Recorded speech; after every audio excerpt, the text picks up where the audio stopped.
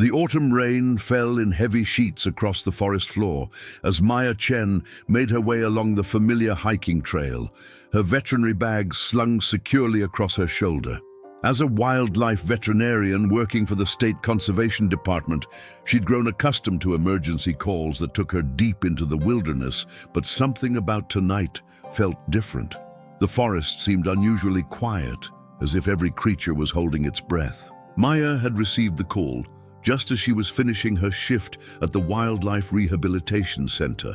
A park ranger had reported seeing an injured wolf near the old logging road. And since Maya was the only vet in the area with experience treating large predators, the responsibility fell to her. She didn't mind. Helping wounded animals was her calling, even if it meant trudging through the rain at 9 o'clock at night. At 26, Maya had dedicated her life to wildlife conservation. She lived alone in a small cabin on the edge of the national forest, preferring the company of animals to most humans. Her colleagues often joked that she spoke better to wolves than to people, and Maya couldn't really argue with that assessment. Animals were honest, straightforward, and never broke your heart the way humans could. The beam of her flashlight cut through the darkness as she followed the ranger's directions, looking for any sign of the injured wolf. She'd been walking for nearly 30 minutes when she heard it, a low, pained whimper coming from somewhere off the main trail. "Hello," she called softly, knowing that wolves rarely responded to human voices but hoping to gauge the animal's location. "I'm here to help." Another whimper, weaker this time, came from behind a cluster of fallen logs about 20 feet to her left. Maya carefully made her way through the underbrush, her heart racing with a mixture of professional excitement and genuine concern. Wolf injuries were rare in this area, and she couldn't help but wonder what had happened. When her flashlight finally illuminated the source of the sounds, Maya's breath caught in her throat. Lying behind the logs was the most magnificent wolf she'd ever seen, massive, with thick black fur that seemed to shimmer even in the artificial light. But it was his eyes that truly stopped her in her tracks. Instead of the typical yellow or amber she expected, this wolf had the most striking silver blue eyes she'd ever encountered, almost human in their intelligence and depth. "Oh, you beautiful boy," Maya whispered, immediately shifting into professional mode despite her awe. "What happened to you?" The wolf was clearly in distress, his breathing labored and his left hind leg bent at an unnatural angle. Maya could see blood matting his fur along his flank, and his silver blue eyes tracked her movements with a wariness that spoke of both pain and intelligence, far beyond what she typically saw in wild animals. "I know you're scared," Maya said in the gentle, soothing voice she used with all her patience, "but I'm going to help you, okay? I'm a veterinarian, and I promise I won't hurt you." The wolf's ears flicked at the sound of her voice, and Maya was surprised when he didn't try to flee or show aggression. Instead, he seemed to be studying her, as if evaluating whether she could be trusted. It was behavior unlike anything she'd seen in her years of working with wild wolves. Maya slowly approached, keeping her movements deliberate and non-threatening. "That's it, just stay calm. Let me take a look at you." When she was close enough to examine him properly, Maya was shocked by what she found. The wolf was enormous, easily the largest she'd ever encountered, probably weighing close to 200 pounds. His injuries appeared to be from some kind of attack rather than an accident. There were claw marks along his flank that looked suspiciously like they'd come from another large predator, and his broken leg showed signs of having been caught in what might have been a trap. "Who did this to you?" Maya murmured, her heart breaking at the evidence of deliberate cruelty. "This wasn't an accident, was it?" The wolf's eyes seemed to flash with something that looked almost like understanding, and Maya felt a strange connection forming between them. She'd always been intuitive with animals, but this felt different, deeper, more profound than her usual veterinary rapport. Working carefully, Maya administered a mild sedative to help with the wolf's pain and make her examination easier. As the medication took effect, she was able to get a better look at his injuries. The claw marks were deep but clean and would heal well with proper care. The broken leg was more concerning. It would need to be set and would require weeks of recovery. "You're going to need surgery," Maya told the now drowsy wolf, gently stroking his massive head, and a safe place to recover. I can't leave you out here like this. The logical thing would be to call for backup, to have the wolf transported to the state wildlife facility where he could receive proper medical care. But something about this particular animal made Maya hesitate. There was something almost regal about him, something that made the idea of keeping him in a government facility feel wrong. Instead, Maya made a decision that would change both their lives forever. "You're coming home with me," she whispered to the sedated wolf. "I have a secure recovery area at my cabin, and I can monitor you personally. You'll be safe there." It took considerable effort and creativity, but Maya managed to get the massive wolf onto a makeshift stretcher and transport him to her truck. During the entire process, even in his sedated state, the wolf's silver blue eyes never left her face, as if he was memorizing every detail. Maya's cabin was perfectly suited for wildlife rehabilitation. She'd converted her large garage into a medical facility, complete with surgical equipment and recovery kennels. The largest kennel, one she'd built for bears, would be perfect for her new patient. As she prepared for surgery, Maya found herself talking to the unconscious wolf more than she typically did with her patients. "You're going to be fine," she assured him as she cleaned his wounds. "I've set dozens of broken bones, and yours is going to heal perfectly. You'll be running through the forest again before you know it." The surgery took 3 hours, but it went flawlessly. Maya set the broken leg with a titanium rod and pins, cleaned and sutured the claw marks, and administered antibiotics to prevent infection. Throughout the entire procedure, she felt an odd sense of familiarity, as if she'd been meant to help this particular wolf. When the wolf finally began to wake up the next morning, Maya was sitting beside his kennel with a cup of coffee, having spent the night monitoring his vital signs. His silver blue eyes opened slowly, immediately focusing on her face with an intensity that made her breath catch. "Good morning, handsome," Maya said softly. "How are you feeling?" The wolf tried to stand, then seemed to remember his injuries and settled back down with what Maya could have sworn was a frustrated sigh. His eyes never left her face, and Maya felt that strange connection again, as if they were communicating on a level deeper than words.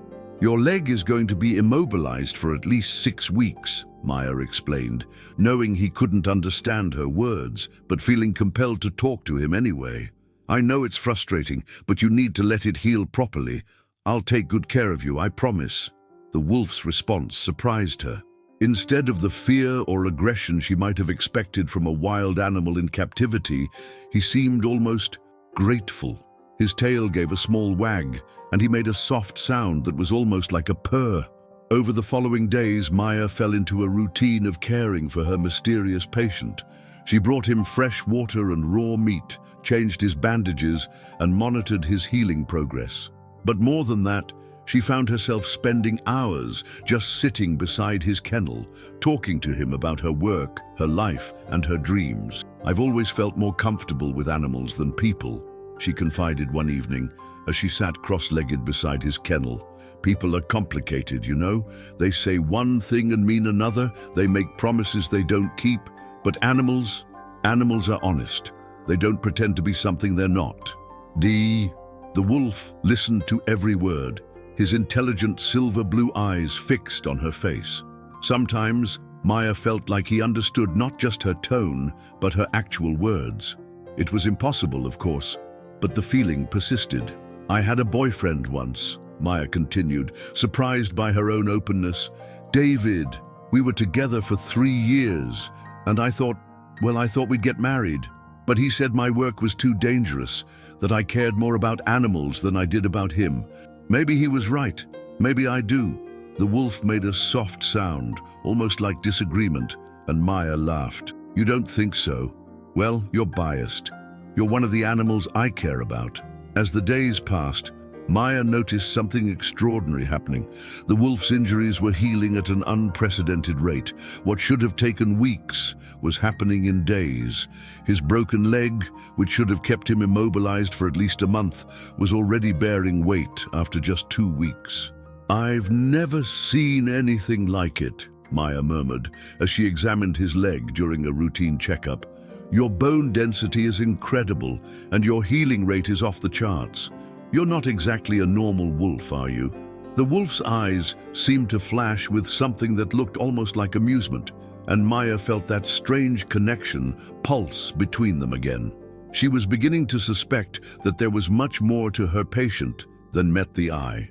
It was during the 3rd week of his recovery that Maya first noticed the changes in herself. She felt more energetic, more alert, and her senses seemed heightened. She could hear sounds from farther away, smell scents more distinctly, and her night vision had improved dramatically. She attributed it to spending so much time outdoors and dismissed the changes as her imagination. But the wolf seemed to notice the changes too. His behavior toward her shifted subtly. He became more protective, more attentive, and sometimes Maya caught him watching her with an expression that seemed almost possessive. "What are you thinking about when you look at me like that?" Maya asked one evening as she sat beside his kennel, gently stroking his head through the bars. "Sometimes I feel like you're trying to tell me something important." The wolf pressed his massive head against her hand, and Maya felt a warmth spread through her that had nothing to do with physical temperature. It was a feeling of belonging, of rightness that she'd never experienced before. "I'm going to miss you when you're healed enough to go back to the wild," Maya admitted, surprised by the sadness in her own voice. "I know that's selfish of me, but it's true. I've never felt connected to an animal the way I feel connected to you." The wolf's silver blue eyes seemed to darken with emotion, and he made a sound that was almost like a whine of distress. Maya felt her heart clench at his obvious unhappiness. "Hey, it's okay," she soothed, reaching through the bars to stroke his muzzle.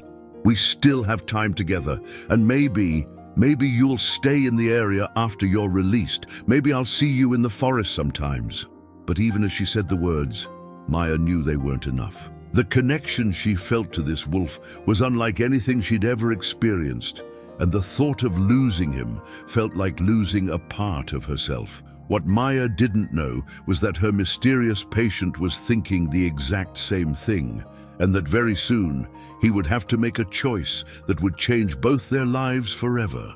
A choice between his duty to his pack and his growing love for the kind, brave woman who had saved his life. As Maya settled in for another night of monitoring her patient, she had no idea that she was about to discover that fairy tales were real, that wolves could be more than they seemed, and that sometimes the greatest love stories began with a simple act of kindness in a dark forest. Maya woke to the sound of her kennel door creaking open. In the hazy space between sleep and consciousness, she assumed one of her other patients had somehow escaped their enclosure.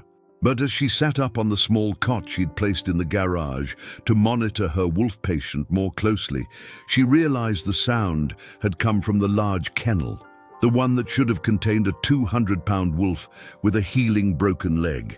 Instead, standing in the shadows near the kennel was the silhouette of a man. Maya's heart hammered against her ribs as she fumbled for the flashlight beside her cot. Her mind raced through possibilities. Had someone broken into her garage? Was this an intruder who had somehow let her patient escape? "Don't be afraid," came a deep, melodious voice from the shadows. "Please, Maya, I can explain everything." The voice was familiar somehow, though Maya was certain she'd never heard it before. And how did this stranger know her name? She managed to find her flashlight and clicked it on, the beam cutting through the darkness to illuminate the most extraordinary sight of her life. Standing before her was a man who looked to be in his early 30s, tall and powerfully built, with thick black hair and the most striking silver blue eyes she'd ever seen. He was completely naked, which should have been her first concern. But Maya found herself transfixed by those eyes she recognized, eyes she'd been staring into for the past 3 weeks. "It's impossible," Maya whispered, her scientific mind struggling to process what she was seeing. "I know how this must look," the man said, taking a careful step toward her. "I know how impossible it seems, but Maya, it's me. It's your patient." Maya's flashlight beam trembled as her hands shook. That's not possible. You're a person. My patient is a wolf with a broken leg who should be in that kennel right now.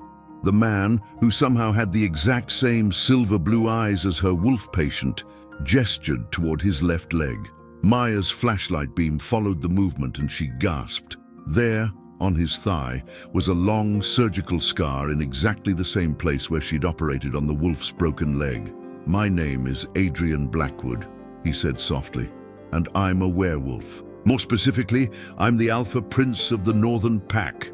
Maya's legs gave out and she sank back onto her cot, the flashlight falling from her nerveless fingers. The garage plunged back into darkness, but she could still see those silver blue eyes gleaming in the shadows. "Werewolves aren't real," Maya said weakly, though even as she spoke the words, she knew they weren't true. The evidence was standing right in front of her. "We're very real," Adrian replied gently. "We've just become very good at hiding from humans over the centuries, for obvious reasons. But you were injured. You had a broken leg. I performed surgery on you, and you saved my life," Adrian said, his voice filled with gratitude and something deeper. "I was attacked by a group of rogue werewolves who wanted to challenge my authority. They used silver-tipped weapons and a silver-lined trap. Silver is toxic to our kind. It prevents our natural healing abilities from working properly." Maya's scientific mind began to process this information despite her shock. "That's why you were healing so slowly at first, and why your recovery accelerated after I removed all the foreign material from your wounds. Exactly. Once the silver was gone, my werewolf healing could take over. But Maya, if you hadn't found me when you did, if you hadn't removed that silver and treated my injuries, I would have died." The garage fell silent except for the sound of Maya's rapid breathing. She was a scientist, trained to observe and analyze, but everything she thought she knew about the world had just been turned upside down. "I need to see," Maya said finally. "I need to see you change. I need proof." Adrian hesitated. "Maya, the transformation can be intense to witness if you're not prepared for it. Are you sure?" "I'm sure." Adrian stepped back, giving himself space. The change is easier in moonlight, but I can manage it indoors. Just try not to be afraid." Maya watched in fascination and terror as Adrian's body began to shift. His muscles rippled and expanded, his bones lengthened and reformed, and thick black fur sprouted across his skin. The transformation was fluid and beautiful in its own way, like watching a master sculptor reshape clay. Within moments, the man was gone, and in his place stood the magnificent black wolf she'd been caring for. The wolf, Adrian, approached her slowly, his silver blue eyes filled with concern. He gently placed his massive head in her lap, and Maya instinctively began to stroke his fur. "It's really you," she whispered, her voice filled with wonder. "You're really both." Adrian shifted back to human form, the transformation just as smooth and mesmerizing as before. Maya found herself staring at his naked form and quickly looked away, her cheeks burning. "I'm sorry," Adrian said, noticing her discomfort. "I don't have any clothes here. Werewolves don't typically worry about modesty when we shift, but I understand it makes humans uncomfortable." Maya grabbed a blanket from her cot and handed it to him without looking. "Here, this should help. Thank you." Adrian wrapped the blanket around his waist, then sat down across from her. "Maya, I need you to understand something. What I'm about to tell you could put you in danger, but you deserve to know the truth." Maya looked up at him, still struggling to reconcile the man sitting before her with the wolf she'd been caring for. "What kind of danger?" "I'm not just any werewolf. I'm the Alpha Prince of the Northern Pack, which means I'm next in line to lead one of the most powerful werewolf territories in North America. The rogues who attacked me weren't just random criminals. They were part of a larger conspiracy to prevent me from taking my rightful place as Alpha." "Why would they want to stop you?" Adrian's expression darkened. "Because I believe in coexistence with humans. My father, the current Alpha, has maintained our secrecy through isolation and sometimes more aggressive means. But I think there's a better way. I think werewolves and humans can live in harmony if we're careful about how we reveal ourselves." Maya felt a chill run down her spine. And the rogues disagree. They want to maintain the old ways, complete secrecy, and elimination of any humans who discover our existence. Adrian's eyes met hers, and Maya saw the gravity of what he was telling her. Maya, by saving my life and learning our secret, you've become a target. The weight of this revelation settled over Maya like a heavy blanket. So, what happens now? Do I have to disappear? Go into hiding? Not if I can help it, Adrian said firmly. Alpha Prince, I have the authority to offer you protection. But Maya, there's something else you need to know. More? Maya laughed shakily. I'm not sure how much more my worldview can take in one night. Adrian's expression softened, and Maya saw something in his eyes that made her heart skip a beat. Werewolves have what we call true mates, a person who is destined to be our perfect partner, our other half. We can sense our true mate through a connection that goes beyond physical attraction or compatibility. Maya's breath caught. The connection I've been feeling is real. Maya, you're my true mate. I knew it the moment I first looked into your eyes in the forest. That's why I trusted you so completely. Why I didn't fight you when you tried to help me. My wolf recognized you immediately. Maya stood up abruptly, pacing to the other side of the garage. This is insane. This is absolutely insane. 3 weeks ago, I was a normal veterinarian living a quiet life. Now you're telling me that werewolves are real, that I'm being hunted by rogue werewolves, and that I'm supposedly destined to be with someone I just met. I know it's overwhelming, Adrian said gently. I know it's a lot to process, but Maya, what you're feeling, that connection, that sense of rightness when we're together, that's real. That's the mate bond. Maya stopped pacing and looked at him. What exactly does that mean, this mate bond?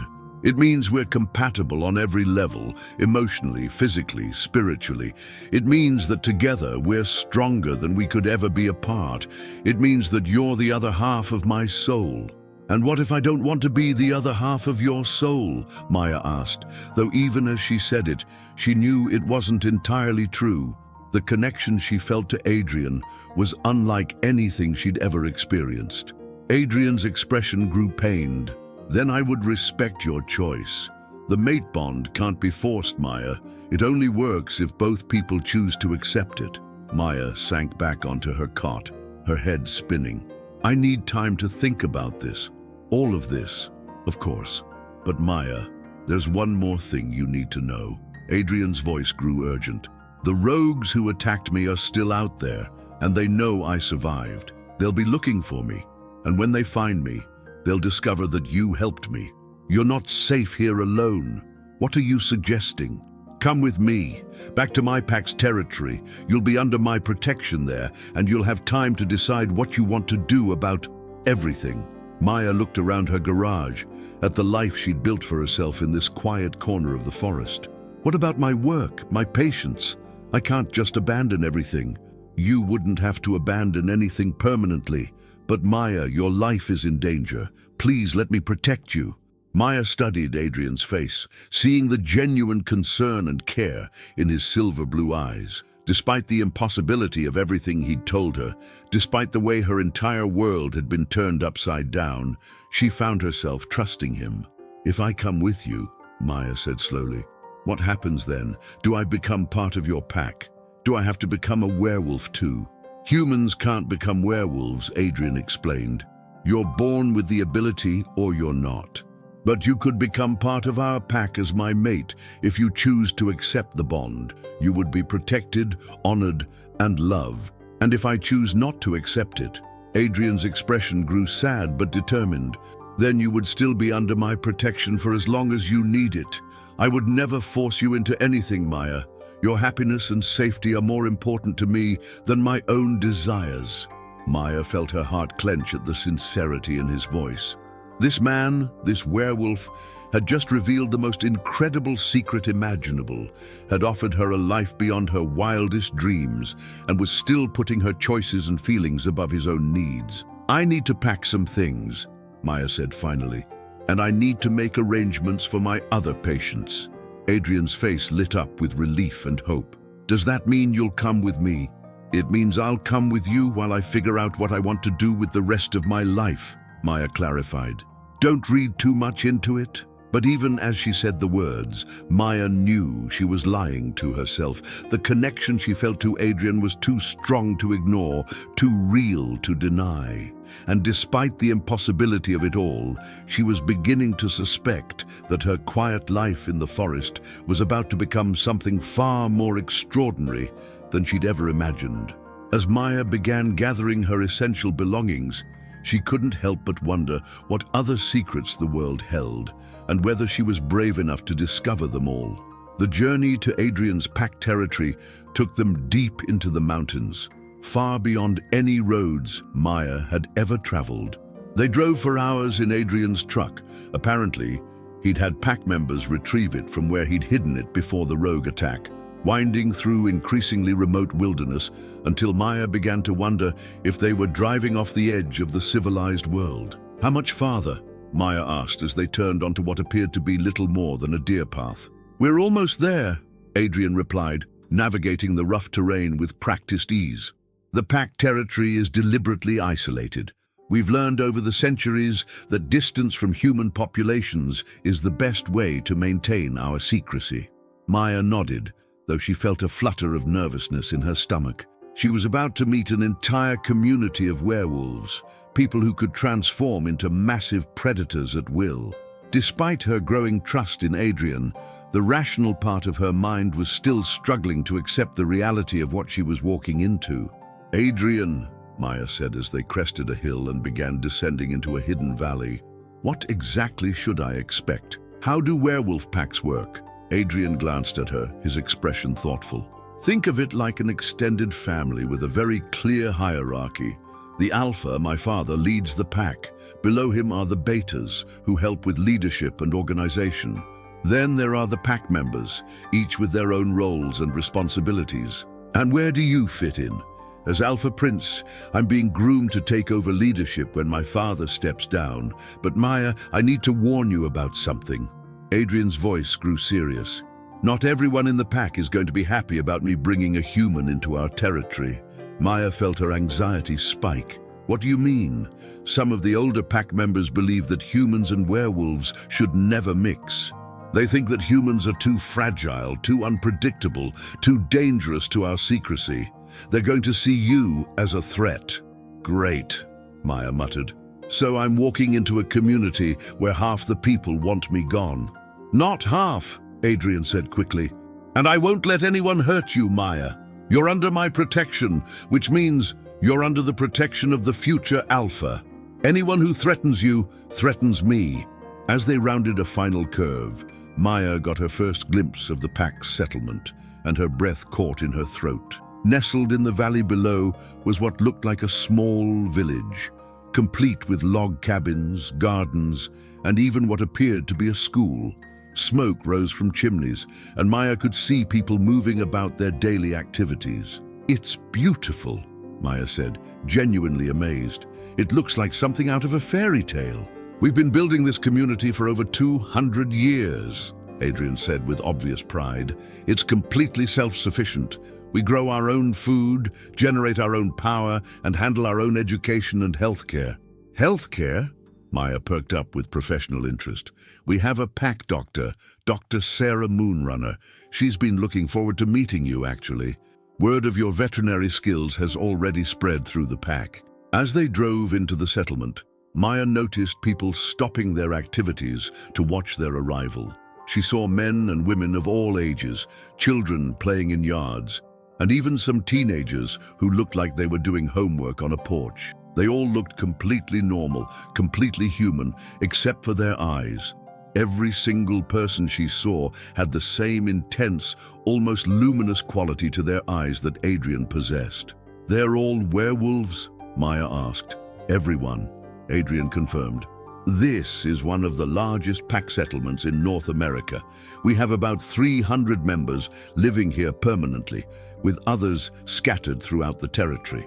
Adrian parked in front of a large cabin that was clearly the most impressive building in the settlement. It was 3 stories tall, built from massive logs, with intricate carvings around the doors and windows. Several people were waiting on the front porch, and Maya could feel their eyes on her as she climbed out of the truck. "That's the pack house," Adrian explained, coming around to her side of the truck. "It's where the Alpha family lives, and where pack business is conducted."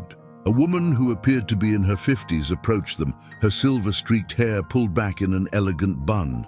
She had the same silver blue eyes as Adrian, and Maya immediately recognized the family resemblance. "Adrian," the woman said, pulling him into a fierce hug, "thank the moon you're safe. When we got word about the attack—" "I'm fine, Mother," Adrian assured her. "Better than fine, actually." He turned to Maya, his expression warm. "Maya, I'd like you to meet my mother, Luna Elena Blackwood. Mother, this is Maya Chen." Luna. Elena studied Maya with intelligent eyes, and Maya felt like she was being evaluated on multiple levels. "So you're the human who saved my son's life." "I'm a veterinarian," Maya said, unsure of the proper protocol for meeting werewolf royalty. "I was just doing my job." "Your job doesn't typically involve risking your life to help wounded wolves in the middle of the night," Luna Elena replied with a small smile. "Adrian has told us about your kindness and courage. You have the gratitude of our entire pack." A man emerged from the pack house, tall, powerfully built, with graying black hair and the most commanding presence Maya had ever encountered. Even without being told, she knew this had to be the Alpha. "Father," Adrian said, his voice taking on a more formal tone, "I'd like you to meet Maya Chen." Alpha Marcus Blackwood approached them with measured steps, his golden eyes, different from Adrian's silver blue, fixed on Maya's face. Maya felt an almost overwhelming urge to look away, to submit to the sheer dominance radiating from this man, but she forced herself to meet his gaze. "Miss Chen," Alpha Marcus said, his voice deep and authoritative, "my son tells me you saved his life." "Anyone would have done the same," Maya replied, proud that her voice remained steady. Alpha Marcus studied her for a long moment, then surprised her by smiling. "No, Miss Chen, not anyone would have risked their safety to help a wounded predator in the middle of the night. You have courage, and that's a quality we value highly in this pack." Maya felt some of her tension ease. "Thank you, Alpha Marcus. Please, call me Marcus. You're a guest in our home." Marcus gestured toward the pack house. "Come, let's get you settled. I'm sure you have many questions." As they walked toward the pack house, Maya noticed more pack members gathering to watch their arrival. Most seemed curious rather than hostile, though she caught a few disapproving looks from some of the older members. "Don't mind them," Luna Elena said quietly, having noticed Maya's observation. "Change is always difficult for some people, even when it's necessary." "Is it necessary?" Maya asked. "My being here, I mean." Luna Elena exchanged a look with Adrian. "That depends on several factors that we'll need to discuss. But Maya, I want you to know that regardless of what you decide about your future, you'll always have a place here if you need it." The interior of the pack house was even more impressive than the exterior. The main room featured soaring ceilings with exposed beams, a massive stone fireplace, and comfortable furniture that managed to be both rustic and elegant. Maya could see doorways leading to what appeared to be offices, a dining room, and a staircase that presumably led to living quarters. "Adrian will show you to your room," Marcus said. "You must be exhausted from the journey. We'll have dinner together tonight, and tomorrow we can begin discussing your situation in more detail." "My situation?" Maya asked. "The rogue werewolves who attacked Adrian are still at large," Marcus explained. "They know he survived, and they'll be looking for him. More importantly, they'll be looking for anyone who might have helped him. Your life is in danger, Maya, and we need to figure out the best way to protect you." Maya felt a chill run down her spine. In all the shock of learning about werewolves and mate bonds, she'd almost forgotten about the very real threat that had brought her here. "How much danger am I in, exactly?" Maya asked. Marcus and Adrian exchanged a grim look. "Significant," Marcus replied honestly. "These rogues aren't just criminals, Maya. They're part of a larger movement that wants to overthrow the current pack leadership and return to the old ways that included killing any human who learned of our existence. But I'm under Adrian's protection now," Maya said, looking to him for confirmation. "Absolutely," Adrian said firmly. "And as Alpha Prince, my protection carries the full weight of pack law."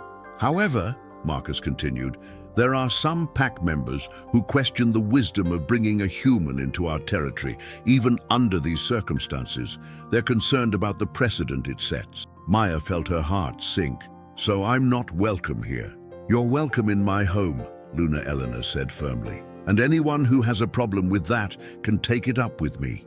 Marcus smiled at his wife's fierce protectiveness. "What Elena means is that you have the support of the Alpha family. But Maya, I need to be honest with you about the challenges you'll face here.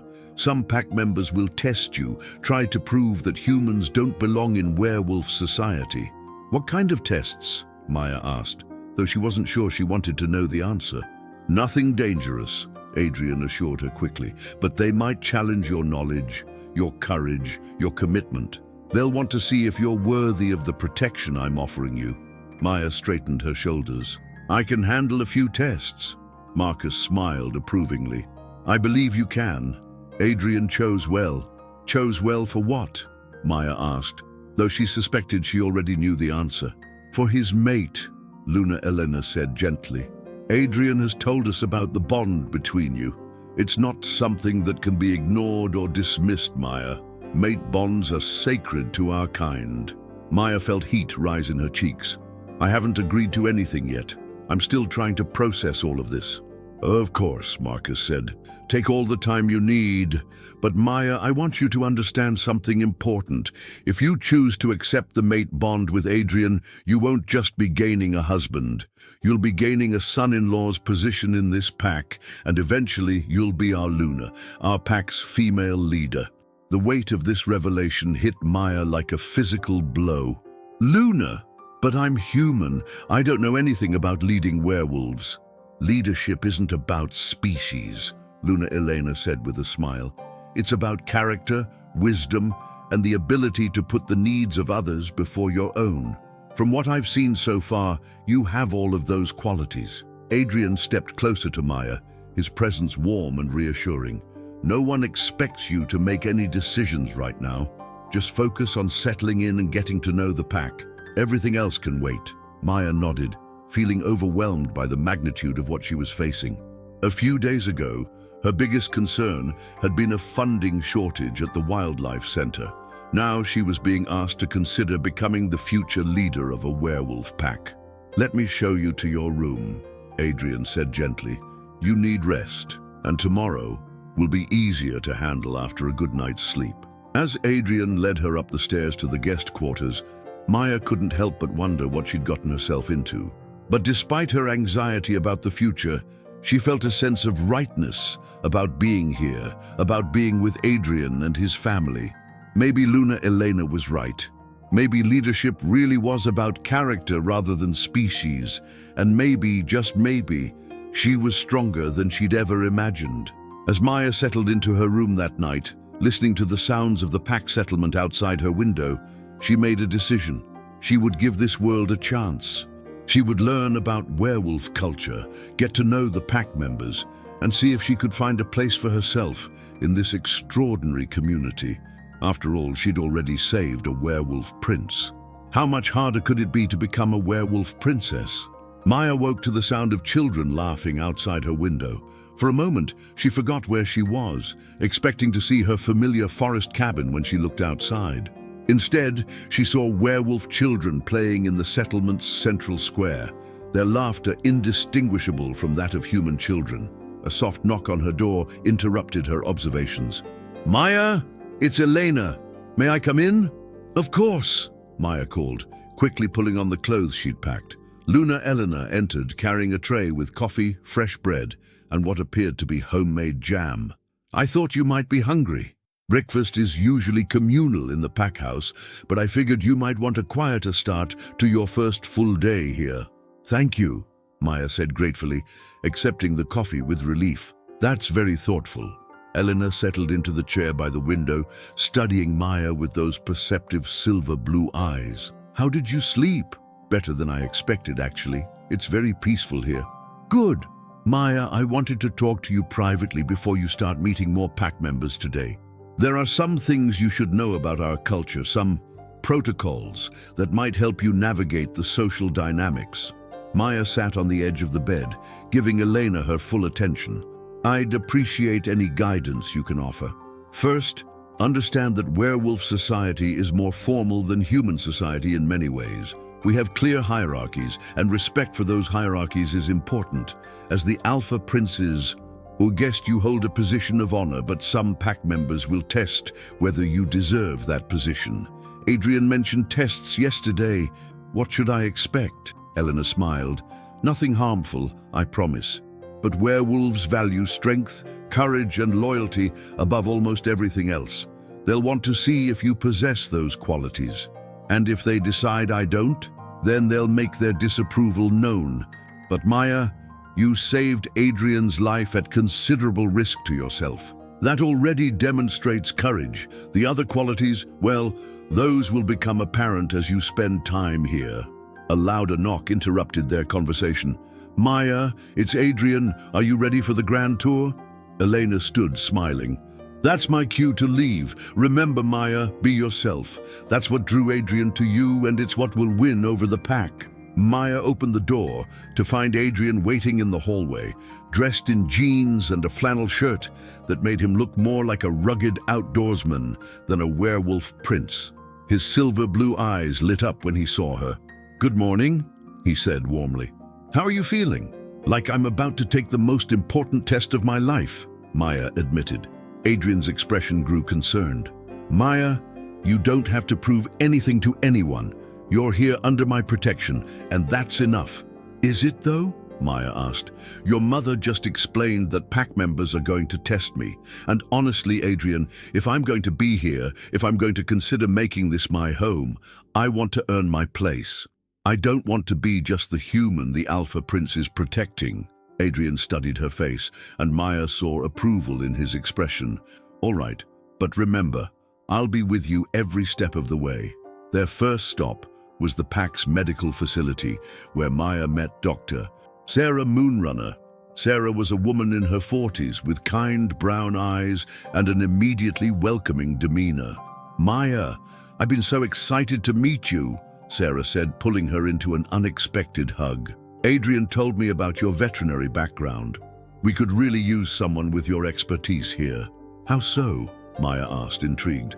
Well, werewolf physiology is unique. We heal faster than humans, but we also have some specific vulnerabilities, like silver poisoning, which you've already dealt with. Having a medical professional who understands both human and animal anatomy could be invaluable. Sarah showed Maya around the medical facility, which was impressively well equipped. We handle most of our own medical needs here, Sarah explained. Going to human hospitals raises too many questions when someone comes in with injuries that should have taken weeks to heal. What about emergencies? Situations you can't handle here? We have contacts in the human medical community, doctors who know about us and help when needed, but those relationships are carefully cultivated and closely guarded. Their next stop was the pack school, where Maya met several families with children. The kids were curious about her, asking direct questions with the refreshing honesty of youth. Are you really human? Asked a little girl who couldn't have been more than 6. I am, Maya confirmed. But you smell like pack, the girl said, wrinkling her nose in confusion. Maya looked at Adrian questioningly. What does that mean? Mate bonds create a scent connection, Adrian explained quietly. Even if you haven't fully accepted the bond, being near me has started to change your scent signature. So everyone can smell that we're connected? Yes. It's one of the ways werewolves recognize relationships and pack affiliations. Maya felt heat rise in her cheeks, but before she could respond, they were approached by a stern-looking man who appeared to be in his 60s. Alpha Prince, the man said formally. I don't believe I've been introduced to your guest. Adrian's posture straightened slightly. Beta Thomas, this is Maya Chen. Maya, this is Thomas Ironwood, one of our pack's betas.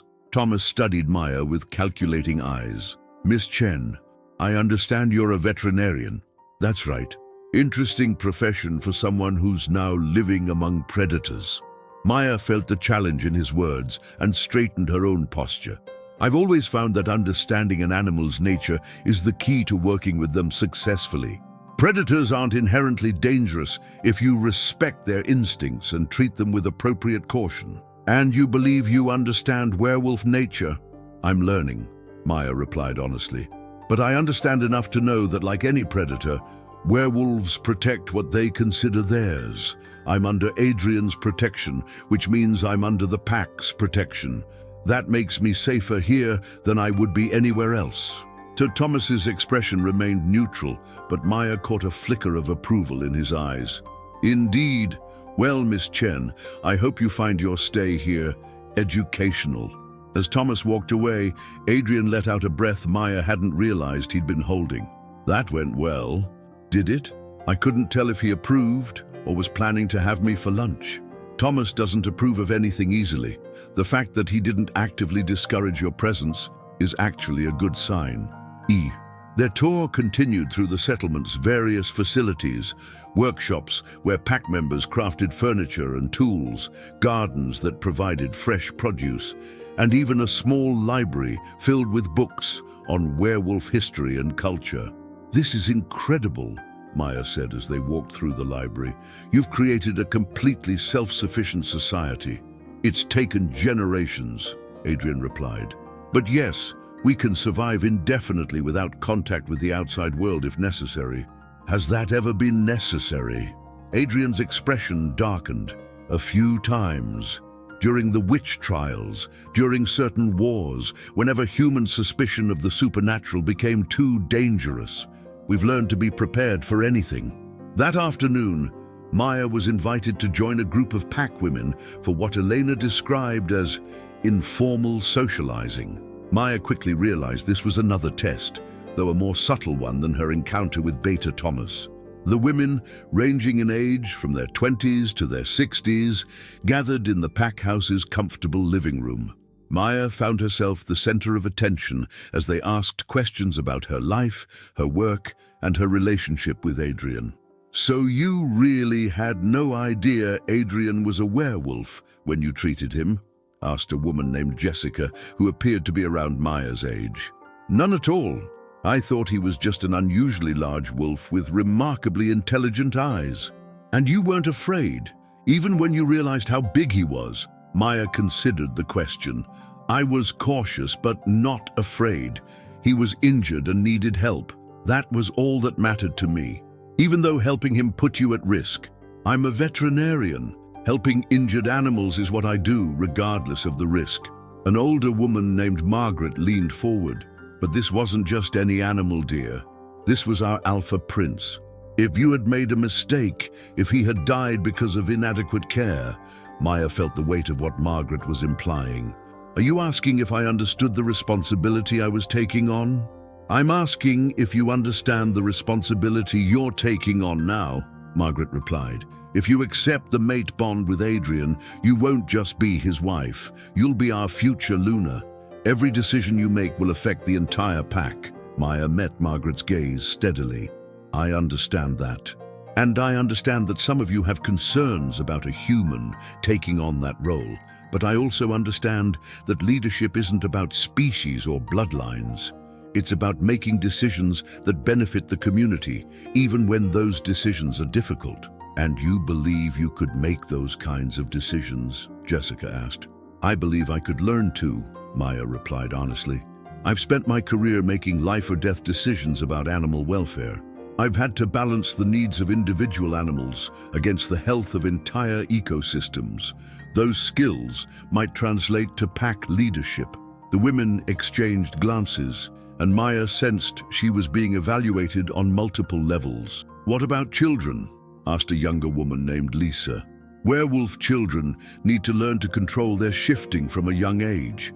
How would you handle that as a human? Maya felt a flutter of uncertainty. I don't know. I suppose I'd have to learn alongside them. But isn't that what all parents do? Learn as they go? Werewolf parenting is different, Margaret said gently. Our children are born with predatory instincts that need to be carefully managed. A human mother might not understand those instincts. But a human mother might bring a different perspective, Maya countered. I've worked with predatory animals my entire career. I understand instinct and behavior modification. Maybe that experience would be valuable. The conversation continued for another hour, covering everything from pack traditions to conflict resolution. Maya answered as honestly as she could, admitting when she didn't know something, but expressing willingness to learn. When the gathering finally ended, Eleanor walked Maya back to her room. "How do you think I did?" Maya asked. "Better than most humans would have," Eleanor replied with a smile. "You didn't try to pretend you knew more than you did, but you also didn't back down from the difficult questions. That shows both humility and strength." "Do you think they'll accept me?" Eleanor paused at Maya's door. "Maya, acceptance isn't something that happens overnight in werewolf society. It's earned through consistent actions over time, but I think you made a good start today." That evening, Maya joined the pack for dinner in the large dining hall. She found herself seated between Adrian and Sarah, surrounded by dozens of werewolves who were all trying to get a sense of who she was. The conversation flowed around topics ranging from pack business to local gossip, and Maya was struck by how normal it all seemed. These were people discussing their lives, their work, their families. The fact that they could transform into wolves seemed almost incidental. "Maya," called a voice from across the table. Maya looked up to see a young man who appeared to be in his early 20s. "I heard you're a veterinarian. Have you ever treated a werewolf injury before, Adrian?" "Not knowingly," Maya replied, "though now I'm wondering if some of my more unusual cases might have been werewolves." "What kind of unusual cases?" asked another pack member. Maya found herself telling stories about animals with extraordinary healing rates, unusual intelligence, or behavior that didn't quite match their species. The pack listened with obvious interest, and Maya realized she was probably describing werewolves who had sought medical help in their animal forms. "That's actually more common than you might think," Sarah said. "Sometimes it's easier for us to get medical help as animals than to risk exposure as humans. But that must make diagnosis and treatment more difficult," Maya said. "You can't communicate your symptoms or medical history." "Exactly. Which is why having a medical professional who understands both sides of our nature could be so valuable." Maya felt a warm glow of purpose. For the first time since arriving at the pack settlement, she could see a concrete way she might contribute to the community. After dinner, Adrian walked her back to her room, both of them quiet as they processed the day's events. "How are you feeling?" Adrian asked as they reached her door. "Overwhelmed, but in a good way," Maya replied. "Your pack is not what I expected. What did you expect?" Maya considered the question. "I don't know. Something more primitive, I guess. More focused on the wolf side of your nature. But you're all just people living your lives, trying to take care of your families and your community. Is that disappointing?" "No," Maya said firmly. "It's reassuring. It makes this feel possible." Adrian's eyes lit up with hope. "Does that mean you're considering staying, considering accepting the mate bond?" Maya looked into his silver blue eyes, feeling that familiar pull of connection between them. "I'm considering it. I'm not ready to make any final decisions yet, but I'm considering it." Adrian smiled, and Maya felt her heart skip a beat. "That's all I can ask for." As Maya settled into bed that night, she reflected on everything she'd experienced during her first full day in the pack settlement. She'd been tested, challenged, and evaluated, but she'd also been welcomed, supported, and shown genuine kindness. For the first time since learning about werewolves, Maya began to believe that she might actually have a future here. It wouldn't be easy. There would be more tests, more challenges, more skeptics to win over. But maybe, just maybe, she was strong enough to handle it all. And maybe, just maybe, she was ready to discover what it meant to be loved by a werewolf prince. 3 weeks into her stay at the pack settlement, Maya had established a routine that felt surprisingly natural. She spent her mornings working with Dr. Sarah in the medical facility, her afternoons learning about pack history and culture from Elena, and her evenings exploring the settlement with Adrian. The initial skepticism from some pack members had gradually given way to cautious acceptance, and Maya was beginning to feel like she might actually belong here. It was during her 4th week that everything changed. Maya was in the medical facility helping Sarah treat a young werewolf who had injured himself during his first transformation, when Adrian burst through the doors with an expression of barely controlled panic. "Maya, we need to talk now." Sarah looked up from her patient. "Adrian, what's wrong? The rogues, they've found us." Maya felt her blood turn to ice. "What do you mean they've found us?" "Our scouts picked up their scent at the territory border. They're not just passing through, Maya. They're heading directly for the settlement." Sarah immediately began securing her medical supplies. "How many?" "At least a dozen, possibly more." And Maya, Adrian's expression grew even more grim. "They have a human with them. Someone who knows about werewolves and is helping them track you." Maya's hands began to tremble as the full implication hit her. "Someone who knows about me specifically?" "We think so. The human scent is mixed with yours from your cabin. They must have gone there first, found traces of your presence, and somehow convinced or coerced someone to help them track you here." Sarah finished packing her emergency kit and looked at Maya with concern. "Who else knew about your work with wildlife? Anyone who might have known you were treating an injured wolf?" Maya's mind raced through possibilities. "The park ranger who called me about Adrian's injury, my supervisor at the wildlife center, a few colleagues who knew I sometimes took emergency calls." Her voice grew small. "Oh God, what if they hurt someone to get information about me?" Adrian moved to her side, his presence immediately calming despite the circumstances. "Maya, we don't know what happened yet. Right now, we need to focus on keeping you safe." "What's the plan?" Maya asked, surprised by how steady her voice sounded. "Father is calling an emergency pack meeting. We need to decide whether to evacuate the settlement or make a stand here." Sarah looked between them. "Adrian, if they have a human helping them, that changes everything. They'll know our weaknesses, our protocols. This isn't just about Maya anymore. They're threatening the entire pack's secrecy." The weight of responsibility settled on Maya's shoulders like a physical burden. "This is my fault. If I hadn't saved you, if I hadn't come here..." "Stop!" Adrian's voice was firm. "Maya, you saved my life. Everything that's happened since then has been my choice, my family's choice, the pack's choice. You are not responsible for the actions of criminals." A younger werewolf burst into the medical facility. "Alpha Prince, your father requests your immediate presence in the pack house, and he wants Maya there too." The pack house's main room had been transformed into a war council. Maya had never seen so many werewolves in one place.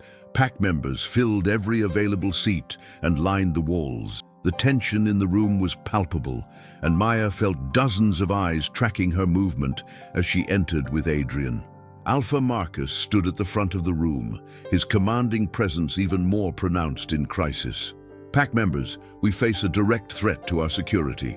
Rogue werewolves, aided by a human collaborator, are approaching our territory with the intent to capture or kill Maya Chen and eliminate any witnesses to their previous crimes." A murmur ran through the assembled pack members, and Maya heard several voices expressing anger and concern. Beta Thomas stepped forward. "Alpha, what are our options?" "We have 3 choices," Marcus replied. "First, we can evacuate the settlement, scatter to our safe houses, and wait for the threat to pass. Second, we can make a stand here and fight to protect our home and our guest. Third," Marcus's eyes found Maya in the crowd, "we can turn Maya over to them and hope they leave the rest of us alone." The silence that followed was deafening. Maya felt her heart stop as she realized that her presence had put an entire community at risk. "The third option is not an option," Adrian said firmly, his voice carrying clearly through the room. "Maya is under my protection, which means she's under the pack's protection. We don't abandon our own." "But she's not pack," called out a voice from the back of the room. "She's human. Why should we risk our children's lives for someone who doesn't even belong here?" Maya felt heat rise in her cheeks, but before she could respond, Eleanor stood up. "Maya Chen saved the life of our future Alpha," Eleanor said, her voice ringing with authority. She risked her own safety to help a stranger, and she spent the past month learning our ways and contributing to our community. If that doesn't make her pack, then we need to reconsider what pack membership means. But Luna, another voice called out, what about the precedent? If we fight for one human, where does it end? Do we fight for every human who learns our secret? Marcus raised his hand for silence. These are valid concerns, and they deserve honest discussion. But first, let's hear from Maya herself. Maya, you understand the situation we're facing. What are your thoughts? Maya felt every eye in the room focus on her. Her mouth went dry, but she forced herself to stand and speak clearly. I understand that my presence here has put you all in danger, Maya began. That was never my intention, but it's the reality we're facing. I also understand that some of you question whether I belong here, whether I'm worth the risk you're taking. Maya paused, gathering her courage. I can't answer that question for you. I can only tell you what I've learned during my time here. I've learned that this pack is more than just a group of werewolves. You're a family, a community that takes care of each other. I've learned that you value courage, loyalty, and sacrifice for the greater good. Maya's voice grew stronger as she continued. I've also learned that I love this place, and I love the people in it. Adrian asked me to consider accepting the mate bond, to consider becoming your Luna someday. I've been hesitant because I didn't know if I was strong enough, if I belonged here. Maya looked directly at Marcus, then at Elena, then at the pack members who had been most skeptical of her presence. But I know now. I know that I want to fight for this community, for this family, not because I'm Adrian's mate, but because this is where I belong. Maya took a deep breath. So, here's what I propose. Let me face the rogues. Let me draw them away from the settlement. If they want me, they can have me, but they'll have to catch me first. And while they're chasing me, you can protect your families and your home. The room erupted in voices, some protesting, some supporting, all talking at once. Adrian was on his feet immediately. Absolutely not, Adrian said firmly. Maya, I won't let you sacrifice yourself. It's not sacrifice, Maya replied, meeting his eyes. It's strategy. I'm the one they want. If I'm not here, they have no reason to attack the settlement. And if they catch you? Asked Beta Thomas. Maya's jaw set with determination. Then I'll make sure they regret it. Marcus studied Maya for a long moment, and Maya saw something like pride in his expression. Maya, your courage is admirable, but Adrian is right. We don't sacrifice pack members to protect the community. Then what do you suggest? Maya asked. We fight, Marcus said simply. All of us, together. This pack has survived for over 2 centuries because we protect our own. We're not going to change that now. A cheer went up from many of the pack members, but Maya noticed that some still looked uncertain. Alpha! Called out Margaret, the older woman who had questioned Maya during her first week. I have something to say. Marcus nodded for her to continue. Margaret stood, her expression serious. I've been one of Maya's harshest critics since she arrived. I questioned whether a human could ever truly be pack, whether she could ever be our Luna. Margaret's voice grew stronger. But I've watched her these past weeks. I've seen her work tirelessly to help our injured, to learn our ways, to contribute to our community. And tonight I've seen her offer to sacrifice herself to protect us. Margaret looked directly at Maya. That's not the action of an outsider. That's the action of a true Luna, someone who puts the pack's welfare above her own. Maya Chen, you have my support and you have my loyalty. The effect of Margaret's words was immediate. Pack members who had been uncertain began nodding their agreement, and Maya felt a wave of acceptance wash over her that was almost overwhelming. It's settled then, Marcus declared. We make our stand here. Beta Thomas, organize the defenses. Elena, coordinate the evacuation of non-combatants to the safe caves. Sarah, prepare the medical facility for casualties. And D, as the pack members dispersed to their assigned tasks, Adrian approached Maya with an expression of awe and love that made her heart skip a beat. Maya, he said softly, what you just did, offering to face the rogues alone to protect the pack, that was the most Luna-like thing I've ever witnessed. "I meant what I said," Maya replied. "This is my home now. These are my people. I'll do whatever it takes to protect them." Adrian cupped her face in his hands. "Maya Chen, will you accept the mate bond? Will you be my Luna, my partner, my other half for the rest of our lives?" Maya felt the connection between them pulse with warmth and rightness. "Yes," she said without hesitation. "Yes, Adrian, I accept the bond. I accept you. I accept this life we're going to build together." The kiss they shared was interrupted by a howl from the settlement's perimeter, the signal that the rogues had been spotted. "They're here," Adrian said, his expression shifting to one of fierce protectiveness. Maya felt a strange calm settle over her as she prepared for the battle ahead. She was no longer just a human who had stumbled into the werewolf world. She was Adrian's mate, the pack's future Luna, and she would fight with everything she had to protect her new family. "Let's go," Maya said, surprising herself with the authority in her voice. "Let's show these rogues what happens when they threaten our pack." As they ran toward the settlement's defenses, Maya realized that her quiet life as a wildlife veterinarian was truly over. In its place was something far more dangerous, far more challenging, and far more rewarding than she had ever imagined. She was about to become a werewolf Luna, and she was ready for everything that entailed. The battle for the pack's future was about to begin, and Maya Chen, soon to be Maya Blackwood, would face it with the courage of a true alpha's mate. Epilogue. 6 months later, Maya stood in the same forest clearing where she had first found Adrian, but now she wore a crown of silver and moonstone, the traditional symbol of a werewolf Luna. The pack had not only survived the rogue attack, but had grown stronger, with Maya's leadership helping to bridge the gap between traditional werewolf values and modern necessities. The rogues had been defeated, their human collaborator revealed to be a disgraced researcher who had been tracking werewolves for years. Maya's courage during the battle had earned her the respect and loyalty of every pack member, and her innovative approaches to pack management had ushered in a new era of prosperity. As she watched Adrian lead a group of young werewolves in their first hunt, Maya reflected on the incredible journey that had brought her here. She had saved a wounded wolf and gained a kingdom. She had opened her heart to the impossible and found her true home. The mate bond between them had grown stronger with each passing day, and Maya knew that whatever challenges lay ahead, they would face them together, Alpha and Luna, partners in all things, bound by love and united in purpose. Sometimes, Maya thought as Adrian's howl echoed through the forest, the greatest adventures began with the simplest acts of kindness. And sometimes, saving someone else was really just another way of saving yourself.